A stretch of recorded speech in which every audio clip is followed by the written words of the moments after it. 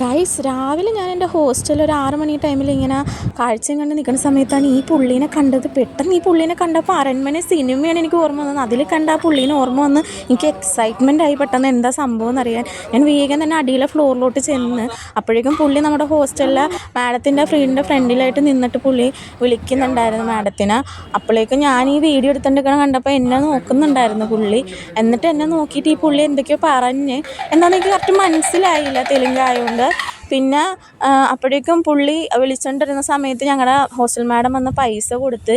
അങ്ങനെ ഇവരെക്കുറിച്ച് അറിയാൻ വേണ്ടി ഞാൻ സെർച്ച് ചെയ്ത് പറഞ്ഞ കാര്യം എന്താണെന്ന് വെച്ചാൽ ഇവർ ആന്ധ്രാപ്രദേശിൽ അറിയപ്പെടുന്നതെന്ന് വെച്ചാൽ ഹരിദാസ് എന്നും പറഞ്ഞാണ്.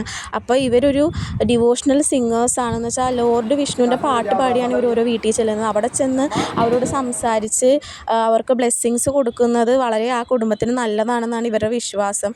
ഇവർക്ക് ഫുഡ് കൊടുക്കുന്നതും പൈസ കൊടുക്കുന്നതും വളരെ പുണ്യമായിട്ടുള്ളൊരു കാര്യമായിട്ടാണ് ഇവർ കാണുന്നത്.